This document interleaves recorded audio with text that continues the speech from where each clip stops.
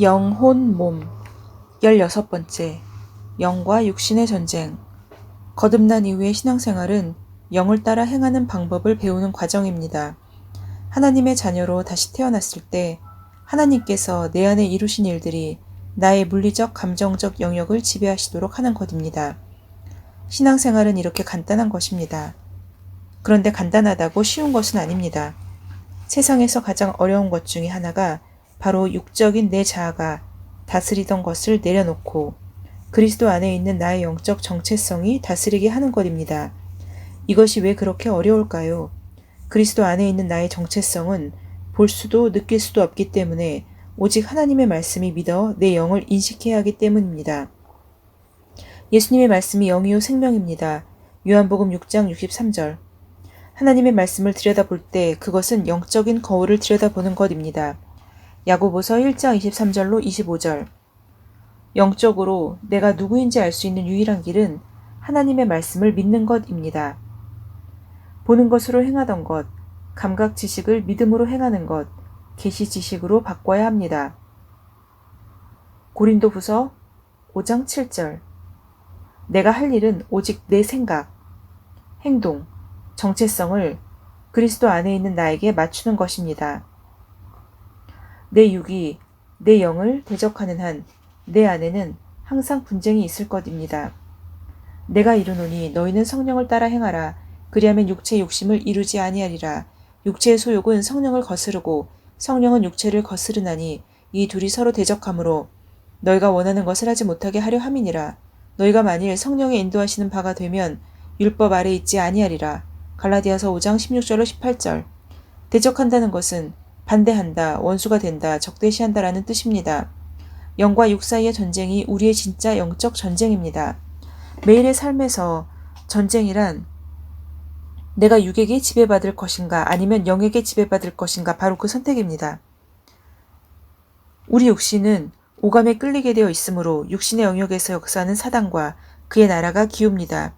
마귀는 육에서 기인하며 육적이고 자연적인 것을 통해 역사합니다. 또한 보이는 것과 느껴지는 것을 가지고 하나님을 믿지 못하게 우리를 미혹합니다.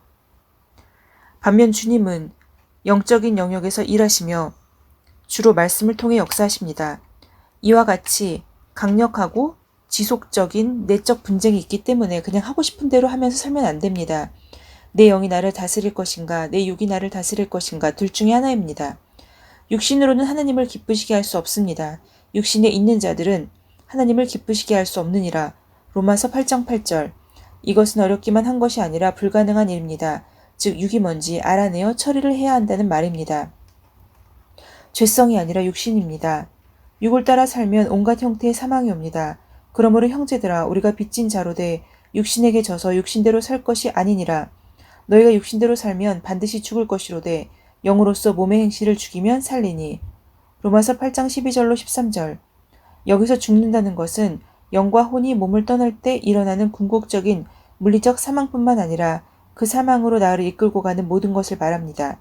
죄의 삭은 사망이요 하나님의 은사는 그리스도 예수 우리 주 안에 있는 영생이니라. 로마서 6장 23절.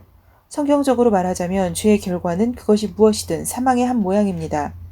우울, 낙심, 분노, 쓴뿌리, 두려움, 염려, 질병, 가난, 외로움 등등 이 모든 것이 사망입니다. 육을 따라 산다면 질병에 걸리거나 가난에 빠지거나 낙심하거나 분노하게 됩니다. 이 육신은 사단이 나에게 들어오는 길이며 사단은 이를 통해 내 삶에 사망을 가져다 줍니다. 거듭난 자의 육은 혼의 영역과 물리적 영역으로 이루어져 있습니다. 그러나 구원받지 않은 사람의 경우 타락한 인간의 영도 육에 속합니다. 제가 공부한 바에 따르면 KJV의 육으로 번역된 부분을 NIV에서 죄의 본성, 죄성이라고 번역했습니다. 이렇게 번역을 해서 좋은 점은 없지 않겠지만 많은 경우 오해를 낳습니다. 예를 들어 로마서에서는 육이라고 할 때 거듭나지 않은 사람을 가리키거나 거듭났을지라도 성령의 지배하에 살지 않는 사람들을 가리킵니다. 그런데 그것을 죄의 본성이라고 한다면 진리를 제대로 전달하지 못하는 결과를 낳게 됩니다. 새 생명, 하나님께서는 사람들의 행위가 아닌 그분의 은혜에 근거해서 사람들을 다루신다는 것을 바울이 가르치자 다음과 같은 질문이 떠올랐습니다. 그런즉 우리가 무슨 말을 하리요? 은혜를 더하게 하려고 죄에 거하겠느냐? 로마서 6장 1절.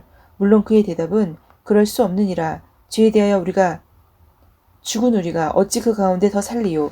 로마서 6장 2절. 죄에 대하여 죽은 부분은 우리의 영입니다. 혼과 몸은 아직도 죄를 지을 수 있습니다만 거듭난 부분인 영은 그럴 수 없습니다. 무릇 그리스도 예수와 합하여 침례를 받은 우리는 그의 죽으심과 합하여 침례를 받은 줄을 알지 못하느냐. 로마서 6장 3절. 이것은 물세례가 아니라 예수 그리스도의 몸 안으로 받는 세례를 말합니다. 그때 세례를 주시는 분은 성령님이십니다. 고린도전서 12장 13절. 세례는 여러 가지가 있고 세례받을 때 우리가 들어가는 것에도 여러 가지가 있습니다. 그리스도에 대한 믿음을 선언한 이후에는 주님의 말씀을 따라서 실제로 물 안으로 들어가는 세례, 즉 구원받을 때 무슨 일이 일어났는지를 보여주는 상징으로서 물 세례를 받아야 합니다. 그리고 예수님께서는 우리에게 성령 안으로 들어가는 성령 세례를 주십니다. 또한 거듭날 때 우리는 그리스도 안으로 들어가고 주님은 우리 안에 들어오시는 것에 대해서 로마서 6장 3절이 말해줍니다. 우리는 그리스도의 영을 받고 그분은 우리를 받아주십니다. 이 세례가 일어날 때 우리는 그분의 죽음 안으로 들어가는 세례를 받습니다. 이렇게 그리스도 예수의 죽음과 합하여 세례를 받는 것은 저절로 일어나는 일이지만 새 생명 가운데 행하는 것은 그렇지 않습니다. 그러므로 우리가 그의 죽으심과 합하여 침례를 받음으로 그와 함께 장사되었나니 이는 아버지의 영광으로 말미암아 그리스도를 죽은 자 가운데서 살리신과 같이 우리로 또한 새 생명 가운데서 행하게 하려 함이라. 로마서 6장 4절. 새 생명 가운데에서 행하는 것은 안에서 밖으로 나타내야 하는 일입니다. 그것은 우리가 얼마나 생각을 새롭게 하느냐에 달려 있습니다. 만일 우리가 그의 죽으심과 같은 모양으로 연합한 자가 되었으면 또한 그의 부활과 같은 모양으로 연합한 자도 되리라. 로마서 6장 5절. 우리 영은 죄에 대해 죽었고 죄를 지을 수도 없으며 죄를 짓고 싶은 마음조차 없습니다만 그랬다고 우리의 혼과 몸도 자동적으로 그렇게 되는 것은 아닙니다. 부활 생명, 새 생명, 안에서 행할 것인가 말 것인가는 나에게 달렸습니다. 우리가 알거니와 우리의 옛사람이 예수와 함께 십자가에 못 박힌 것은 죄의 몸이 죽어 다시는 우리가 죄에게 종노릇하지 아니하려 함이니. 로마서 6장 6절. 옛사람은 거듭나기 전의 영을 말합니다. 허물과 죄로 죽었던 우리의 영적 영역입니다. 에베소서 2장 1절. 그 옛사람은 더 이상 존재하지 않습니다. 십자가에 못 박혀 죽었고 그리스도와 함께 장사되었기 때문입니다. 어떤 사람들은 마치 우리 안에 네 가지의 영이 한꺼번에 살고 있는 것처럼 가르칩니다. 옛 영, 새 영, 그리스도의 영, 성령. 만약 그것이 사실이라면 이것은 정신분열보다 더 심각한 상태입니다. 이것이야말로 다중인격 아닙니까? 하나님의 말씀은 그렇게 가르치지 않았습니다. 대부분의 그리스도인들이 자기 안에 옛 본성과 새 본성이 동시에 존재한다고 믿고 있습니다. 아닙니다. 옛사람은 죽었으며 새 사람이 나의 참된 영적 정체성입니다. 그러면 이제 어떻게 육을 정복하는지 설명해 드리고자 합니다. 너무 섬뜩한 이야기. 육을 죄의 본성이라고 번역합니다. 너무 과한 번역입니다. 우리가 거듭날 때 옛 본성은 십자가에 못 박혀 죽었고 사라졌습니다. 그 자리에 하나님께서 완전히 새로운 영을 넣어주셨고 우리는 새로운 피조물이 되었습니다. 내 마음에 보내진 그 새로운 영은 그리스도와 너무나도 깊이 연합되어 있기 때문에 거듭난 나의 새 영과 그리스도의 영 사이에는 실제로 아무런 차이점도 존재하지 않습니다. 말 그대로 그분과 하나가 된 것입니다. 고린도전서 6장 17절. 우리의 거듭난 영은 예수님과 동일합니다. 둘이 하나가 되어 완전히 새로운 사람을 만들었습니다.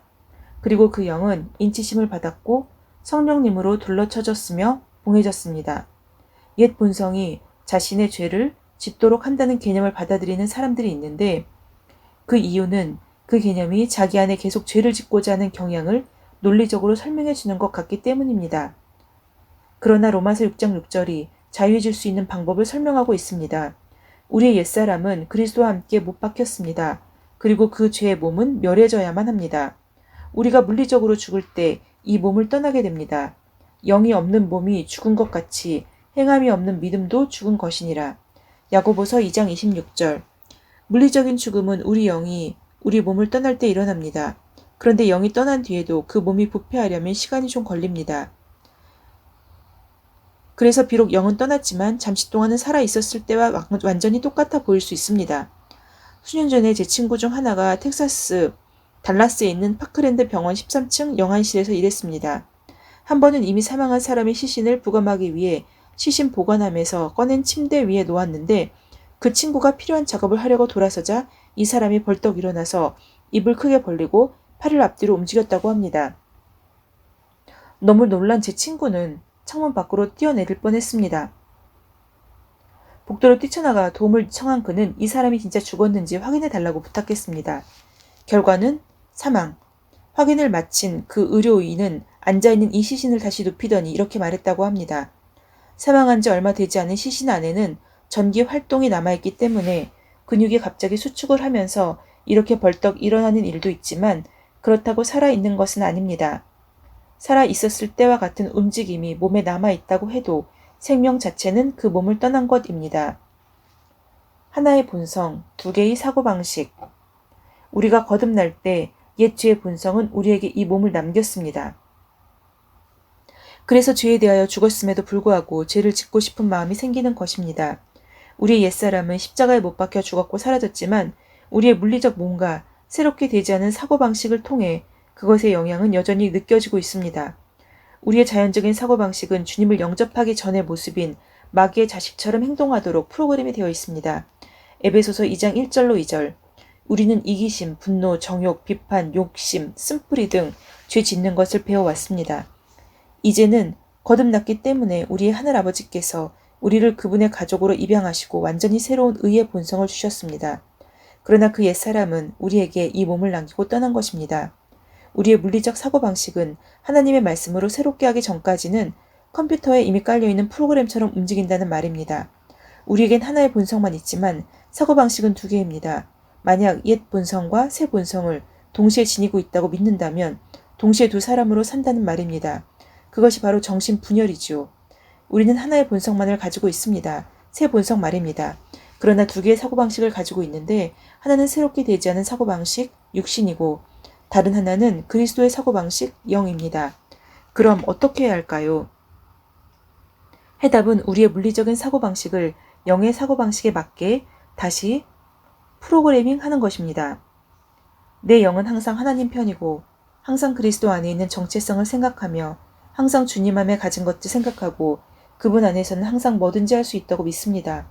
그렇기 때문에 자연적인 사고방식을 새롭게 해서 내 영처럼 생각하게 한다면 우리 안에 있는 하나님의 생명과 능력을 경험하게 될 것입니다. 간단하지만 쉽지 않다. 이토록 간단하지만 그렇다고 쉬운 것은 아닙니다.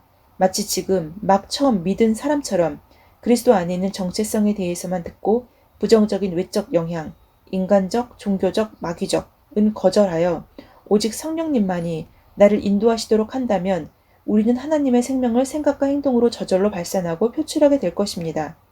하지만 인생이 그렇게만 되지는 않습니다. 그동안 잘못 프로그래밍 되었기 때문에 다시 프로그래밍을 해야 합니다. 원수 마귀도 거짓말을 해올 것이며 가족, 친구, 주변의 종교적인 사람들이 이렇게 말할 것입니다. 무슨 소리야? 너에게 하나님의 본성이 있다고? 너는 은혜로 구원받은 죄인이지. 이상한 소리를 하고 있어. 이런 음성들은 내 영이 하는 소리를 듣지 못하게 계속적으로 나를 도전해 올 것입니다. 그렇기 때문에 얼마나 생각을 새롭게 하느냐에 따라 영 안에 있는 하나님의 생명을 그만큼만 나타낼 뿐입니다. 영에게 지배받을지 육에게 지배받을지를 결정하는 것은 우리의 물리적인 생각입니다. 하나님의 말씀으로 생각을 새롭게 하지 않으면 우리의 물리적인 생각은 자동적으로 시각, 미각, 청각, 후각, 촉각으로 기울게 되어 있습니다. 반드시 하나님의 말씀을 묵상하고 그 말씀을 믿음과 합하여 영에게 인도함을 받아야 합니다. 내가 이르노니 너희는 성령을 따라 행하라. 그리하면 육체의 욕심을 이루지 아니하리라. 갈라디아서 5장 16절. 저는 어렸을 때 단추 잠그는 것을 어려워했습니다. 왠지 모르겠지만 단추를 잠글 때마다 진땀을 흘리곤 했습니다.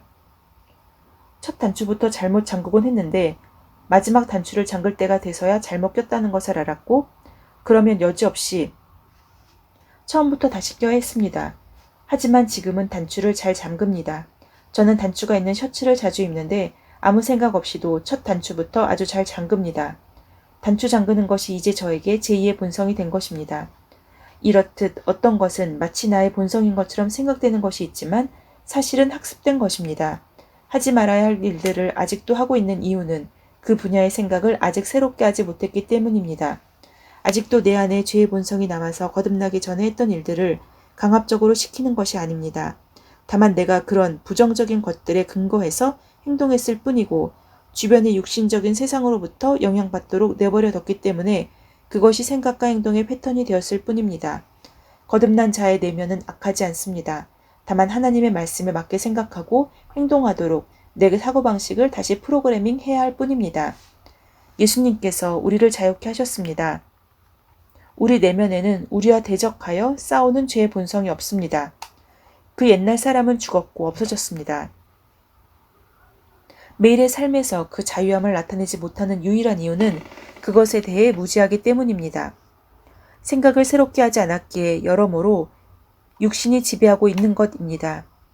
저는 지금까지 엄청난 승리를 경험하였습니다만 다른 사람들과 마찬가지로 저 역시 계속해서 생각을 새롭게 하는 과정 중에 있습니다. 성령은 내 영, 거듭난 자의 육신은 죄의 본성이 아닙니다. 육신이란 완전히 거듭난 나의 의로운 영에 굴복하지 않는 모든 생각, 감정, 욕구라고 말하는 것이 더 정확합니다. 논리적으로 보면 성령님께 사실인 것은 우리 거듭난 영에도 사실입니다. 그분은 하나이기 때문입니다. 주와 합하는 자는 한 영이니라. 고린도전서 6장 17절. 헬라어에는 대문자가 없습니다. 번역자가 문맥에 따라 성령으로 번역하기도 하고 영으로 번역하기도 합니다. 어차피 마찬가지입니다. 성령님이나 거듭난 영이나 같은 말을 하고 있는 것이니까요. 내가 이르노니 너희는 성령을 따라 행하라. 그리하면 육체의 욕심을 이루지 아니하리라. 갈라디아서 5장 16절. 이제부터 내 영에게 지배받기로 선택할 때 옛사람인 죄의 본성에 근거하여 세워진 생각, 욕구, 패턴, 습관 등은 차츰 사라지기 시작할 것입니다. 정욕, 술, 미움, 마약, 다툼, 험담, 우울, 아픔, 낙심, 질병, 가난에 더 이상 속박당할 필요가 없습니다. 우리는 이 모든 것을 파할 수 있습니다. 우리 영으로는 이미 자유하기 때문입니다.